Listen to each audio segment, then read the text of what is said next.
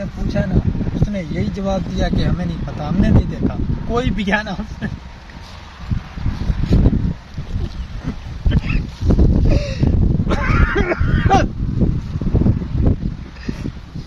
अस्सलाम वालेकुम जी, मैं हूँ अल्ताफ नवीद और इंतहाई दुखी दिल से मेरे पास कोई ऐसे अल्फाज नहीं हैं जो मेरी फीलिंग्स को बयान कर सकें या उस गम को, उस तकलीफ़ को, उस दुख को बयान कर सकें या उस शर्मिंदगी को बयान कर सकें जो बहसीयत इंसान मुझे। मैं दरिंदों के एक ऐसे जंगल में छोटा सा दरिंदा हूँ, मैं अपनी ज़ात के अंदर, कि जिसका जब जहाँ बस किसी भी मजबूर और बेकस और बेबस पे चलता है, मैं उसे चिथड़े चिथड़े करने से पीछे नहीं हटता। बदकिस्मती से इतनी हैवानियत और इतनी तकलीफ़ जिसका कोई बयान नहीं है। मैं ये दस्त बस्तर अर्ज़ ज़रूर करता हूँ कि आप इसे देखें, इसे सुनें और अपने ज़मीर को, अपनी औलाद को, अपने बच्चों को, अपने घर वालों को, अपनी बेटियों, बहनों, माओं को, बीवियों को, उनको सामने रखें, थोड़ा इमेजिन करें और उसके बाद इस बात को हमारे जो बदकिस्मती से नाम के ही सही अरबाब इख्तियार हैं उन तक पहुंचाएं और उनसे खुदा का नाम लेके पूछें कि यार ये खून हमने किसकी गर्दन और किसके हाथ पे तलाश करना है। जिस जगह पे मैं इस वक्त खड़ा हूँ, ये मेरे पीछे ये जो अल्लाह का दिया हुआ एक तोहफा है, ये फसल जो है, ठीक है, जिससे हमें रिज़्क मिलता है, ज़िंदगी मिलती है, ठीक है। इसके पास एक 13 से 14 साल मासूम बच्ची की गुरीदा लाश मिली है और उसके पीछे क्या हुआ उसके साथ, अगर आप 1 सेकंड के लिए भी, 2 सेकंड के लिए भी आंखें बंद करके सिर्फ सोचें कि एक 13-14 साल की मासूम बच्ची, उसके साथ कुछ दरिंदे उसको नोच रहे हैं, उसको चीर फाड़ रहे हैं और वो अपनी ज़िंदगी की जंग लड़ रही है। ना आसमान टूट रहा है, ना ज़मीन फट रही है, ना हम जाग रहे हैं, ना हमारे ज़मीर जाग रहे हैं। ये क्यों है? और बदकिस्मती से मेरा जो शहर बलवाल है, और ये ओवरऑल भी शायद ऐसा ही है कि हम इंसान का चेहरा और उसका स्टेटस, उसका कद देखते हैं कि उसके ऊपर होने वाला जुल्म कितना बड़ा है। हमने इसके लिए आवाज़ उठानी है या हमने आवाज़ नहीं उठानी है। अगर तो वो किसी स्टेटस वाले का है चेहरा और किसी बड़े का चेहरा है, तो फिर तो हम उसको कांटा चुभने पे भी चीखो पुकार और वावेले का अत कर देते हैं। लेकिन अगर हमें पता चलता है कि जो कट गया है, जो मर गया है, जो टुकड़े टुकड़े हो गया है, जिसकी इज्जत, जिंदगी, सब कुछ नीलाम कर दी गई है, उसका ताल्लुक किसी मजबूर आदमी से है, किसी गरीब आदमी से है, किसी छोटे कद के आदमी से है, तो फिर हम कहते हैं जी ये जुल्म तो कोई जुल्म ही नहीं है। मैं बात को आगे ले जाने से पहले एक बात क्लियर कर देना चाहता हूँ कि अल्लाह की ज़मीन है, इससे हट के 1 सेकंड पहले या 10 साल बाद या 100 साल बाद हमने यहाँ से उठ जाना है, तब ये सारे चेहरे आपके सामने होंगे और अल्लाह करीम की अदालत होगी। वहाँ हम क्या ये जवाब दे सकेंगे कि हमारे किसी मजलूम या गरीब भाई की बहन या बेटी के ऊपर ये जुल्म हो रहा था तो हमने कोई आवाज़ उठाई थी, हमारा दिल कहीं फटा था, हमारे आंसू कहीं निकले थे, हमने किसी से कोई बात की थी कि यार ये जुल्म है, इसे इमेजिन करो, ये कितनी बड़ी तकलीफ है। 21 तारीख की शाम को ये मेरे साथ भाई हैं, मैं ज़रा थोड़ी सी इनसे तफसील ले लेता हूँ, उसके बाद मैं आपसे इसका बात क्लियर करता हूँ। ये भाई हैं मीरब नवाज के भाई। मीरब नवाज उस बच्ची का नाम है जिसकी उम्र बामुश्किल 14 से 15 साल थी, जिसको हमने कभी 25-26 साल डिक्लेयर किया है, कभी हमने 17-18 साल डिक्लेयर किया है। ये एक लंबा टॉपिक है, उस पर फिर बात होगी। लेकिन इस वक्त ये कि ये बदकिस्मत भाई उस 13-14 साल मासूम मीरब नवाज का भाई है, जिसको यहाँ पे टुकड़ों में कर दिया गया, जिसकी इज्जत को नीलाम कर दिया गया और यहाँ पे उसकी मैयत 3-4 रोज़ बाद गली सड़ी हमें मिली है। उससे पहले उस दिन क्या हुआ था वो मैं ज़रा भाई से कोशिश करता हूँ इनकी दिल आज़ारी कम से कम हो। और मेरा मकसद ना कोई इसको खुदा न खास्ता कोई ज़ाती या नहीं है, ना मैं इसको बयान कर पा रहा हूँ, ठीक है। मेरा मकसद सिर्फ ये है कि मैं क़यामत के दिन, मेरी भी बेटियाँ हैं, मेरे बच्चे भी हैं, मेरे वालिदैन भी हैं, मेरे घर वाले भी हैं, मैं सिर्फ क़यामत के दिन अपने खुदा के सामने ये जवाब दे होना चाहता हूँ कि या अल्लाह, इतनी सी मेरे पास ताकत थी, उसमें मैंने अपना हिस्सा डाला है, आपकी जितनी ताकत है वो हिस्सा आपने डालना है। मैं पहले तो आप भाई से मादर खा हूँ, ठीक है, कि हम कुछ भी नहीं कर सके यार, हमारी बहन थी, वो हमारी बेटी थी, ठीक है, वो हमारे सामने हमारी आंखों के आगे पीछे थोड़ी सी ओझल, तो ٹکڑوں میں تقسیم ہوگی ہم اسے نہیں بتا سکتے، ٹھیک ہے، لیکن ہم آواز اٹھانا چاہتے ہیں۔ اب مجھے تھوڑا سا بتائیں اس دن بچی کیسے آئی یہاں پہ، کس جگہ پہ وہ تھی اور کیا ہوا کچھ جو آپ اس سے پہلے کہا کیا سر آگے 21 تاریخ آواز کو سر 21 تاریخ کو ہم چارہ کاٹنے کے لیے آئے ہیں، ہم نے بکریاں رکھی ہوئی ہیں وہ سامنے سے وہ ادھر دکھا جی، یہ جہاں پہ گندم ہے نا جی، گندم کے ساتھ چارہ وغیرہ کاٹنے کے لیے بچیاں روزانہ تقریباً آتی ہیں، ادھر دکھا گھر میں بکریاں رکھی ہوئی ہیں، ٹھیک ہے، بکریوں کو چارہ وغیرہ، غریب آدمی ہیں گزر بسر کرنے کے لیے، یہ بھی مزدوری کرتے ہیں، تو بچیاں وہاں پہ والدہ کے ساتھ آئی ہیں، ایسے والدہ کے ساتھ بچیاں آئی ہیں، جو جہاں پہ کچھ غلط ہوا آپ مجھے ذرا بتا دیجیے۔ والدہ کے ساتھ 2 بچیاں تھیں، ایک چھوٹی بچی تھی اور ایک میرب نواز تھی، ٹھیک ہے، یہ تینوں مطلب دونوں بچیاں اور ماں جو ہیں یہ یہاں سے چارہ کاٹنے کے لیے آئی ہیں، اور چارہ کاٹ کے انہوں نے، والدہ نے ایک گڑڑی اپنے سر کے اوپر رکھ لی ہے، اور ایک جو ہے وہ چھوٹی بچی جو میرب نواز تھی 13-14 سال کی، وہ دوسری سے تھوڑی سی بڑی تھی، تو دوسری گڑڑی اس نے اپنے سر پہ رکھی ہے، اور وہاں سے وہ واپس، وہ ہم آپ کو جو ہے نا لوکیشن دکھا دیں گے کہ واپس اپنے گھر کی طرف جا رہی تھی۔ یہ جو حوالدار محمد صدیق شہید صاحب جو ہیں، اس کے اوپر وہ گڑھڑی پڑی ہوئی تھی جو اس میرب نواز کے سر پہ تھی۔ شام تقریباً 6-6:15 کا ٹائم ہے،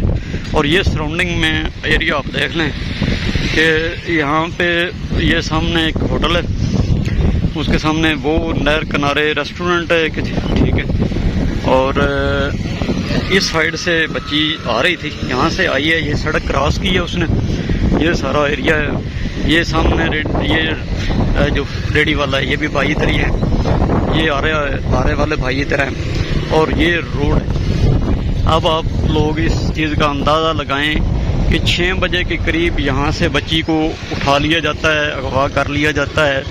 لیکن یہاں پہ کوئی بھی دوست جو ہے اس چیز کو سامنے نہیں لا پا رہا کہ اس بچی کے ساتھ انفیکٹ یہاں پہ ہوا کیا۔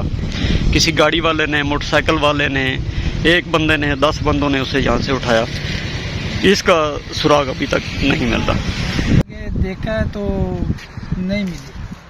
وہاں ایک بندہ جو مشکوک تھا، نہیں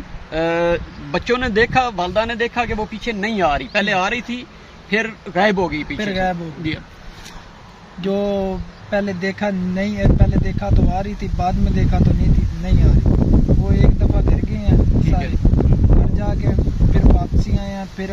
انہوں نے سب نے ہم کو بتایا، آؤ باپ کو، ہم بھائیوں کو بتایا، پھر وہ سب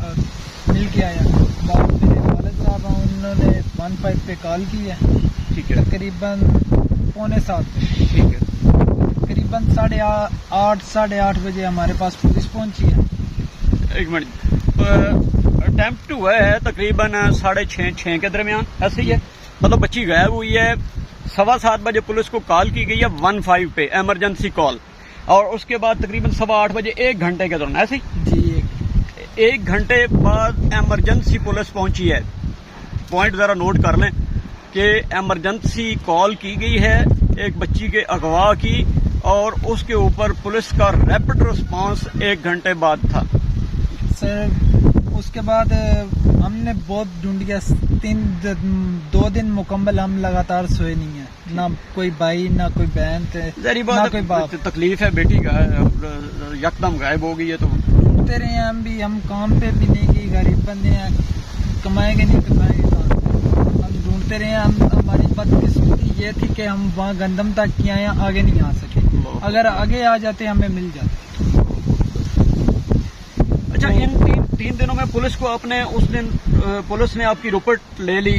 ٹھیک ہے، پولیس آ گئی، اس نے معاملے کو سن لیا، رپورٹ ہو گئی، اس کے بعد اگلے 3-4 روز آپ کو بچی کے بارے میں کوئی خبر نہیں ملی، زندہ یا مردہ، تو کیا سر پولیس نے صرف کمپلین لے کے ہمیں کوئی رسپانس نہیں دیا، جو ایک بندہ تھا مشکوک، ہم نے اسے گرفتار کروایا، اسی دن کر لیا پولیس نے گرفتار؟ اسی دن کتنے، مطلب 8 بجے پولیس آپ کے پاس آئی، جس بندے کے اوپر آپ کو شک تھا تقریباً پولیس نے 8:30 بجے ہم نے گرفتار کروا لیا، آدھے پونے گھنٹے میں بندہ گھر سے گرفتار ہو گیا، گھر سے گرفتار ہو گیا، وہ سسپیکٹڈ پرسن آپ کی پولیس کی کسٹڈی میں ہے۔ اچھا، تو ہم نے اسے گرفتار کروا لیا، ہم نے بعد میں 2 دن تھے نا، جو 21، 22، 23 23 کی شام کو ہمیں ڈیڈ باڈی ملی ہے. وہ 21 میں نہ 22 میں ہمیں پولیس نے کوئی رسپانس نہیں دیا, کوئی جواب نہیں دیا کہ ہم ڈھونڈ رہے ہیں یا ادھر کوئی کسی سے پوچھ گچھ کی ہے یا کوئی ایسی بات نہیں. کوئی ایسی بات نہیں. اچھا, یہ بات ہمارے ادارے ہیں اور ہم اپنے اداروں کے بارے میں کیا کہیں, اللہ ان کو ہدایت دے. اگر اس بچی کو 1 گھنٹہ فوری ریسکیو کر لیا جاتا, اس علاقے کی کوئی جیو فینسنگ کی جاتی, اس جہاں کے لوگوں سے پوچھ گچھ کی جاتی, وہاں سے ان کو ٹریس آؤٹ کرنے کی کوشش کی جاتی, یا اس سارے ایریے کو کاؤنٹر کیا جاتا, مختلف جگہ پہ میل یا کال چلائی جاتی, تو ہو سکتا تھا کہ اس بچی کی جان بچ جاتی, اس کی عزت بچ جاتی. یہ والدین جو ہیں اتنے غم سے نڈھال نہ ہوتے اور آج ہم خون کے آنسو نہ رو رہے ہوتے اور اپنے اداروں سے ریکویسٹ نہ کر رہے ہوتے. یہ دیکھیں ہمارا رسپانس. پھر 3 دن تک یہ بندے بقول ان کے یہ جاتے رہے ہیں, آتے رہے ہیں. پولیس کا جو رسپانس تھا وہ ہم سب جانتے ہیں, اللہ ان کو ہدایت دے. اب اپنے طور پہ انہوں نے کچھ کیا ہوگا, کیا کیا ہے اس کا رزلٹ تو الٹیمیٹلی کچھ نکلتا تو دیکھنا تھا. سسپیکٹڈ پرسن اب جب بچے کی میت مل گئی ہے, انتہائی بوسیدہ حالت میں تھی, یہاں سے ملی ہے, کسی نے اطلاع دی تھی, ان نون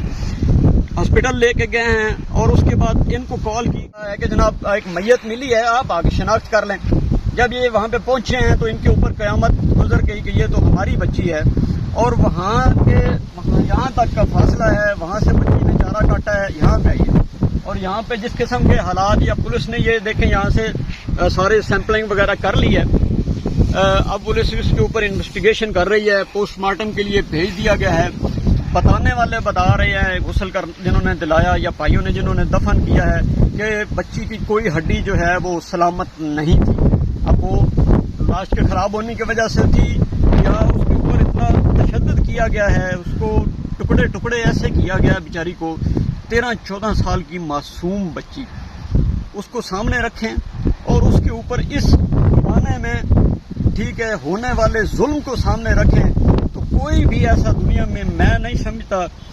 کہ حیوان بھی اگر سمجھ, اس کو بھی یہ سٹوری سمجھا دی جائے نا کہ یہ ہوا ہے, تو اس کا کلیجہ پھٹ جائے گا. پتہ نہیں ہم کیسے انسان ہیں, کون سے درندے ہیں, اور ہم اس لیول پہ پہنچ گئے ہیں کہ اب ہم اپنے بچوں کو گھر سے باہر بھیجتے ہوئے بھی ڈرتے ہیں, گھر سے باہر نکالتے ہوئے.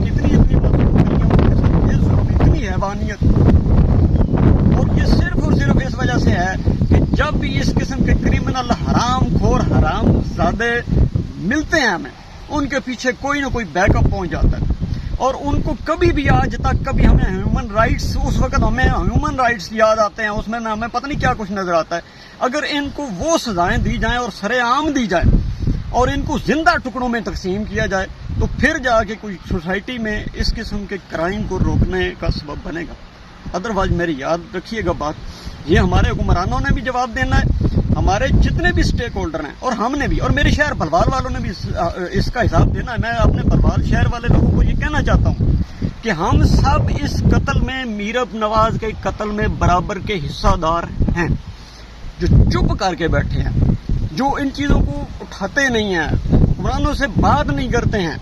اور قصور واروں کو سزا نہیں دلواتے. یار خدا کا نام ہے, اپنے حصے کا رول پلے کرو. کوئی آواز اٹھاؤ گے تو کوئی سنے گا, بولو گے تو کوئی تمہاری طرف توجہ دے گا نا. یا صرف چہرہ دیکھ کے اور حیثیت دے کے آپ نے اگر سب کچھ کرنا ہے تو پھر کچھ نہیں ہوگا. سر جس سے ہم نے پوچھا نا, اس نے یہی جواب دیا کہ ہمیں نہیں پتا, ہم نے نہیں دیکھا کوئی بھی ہے نا.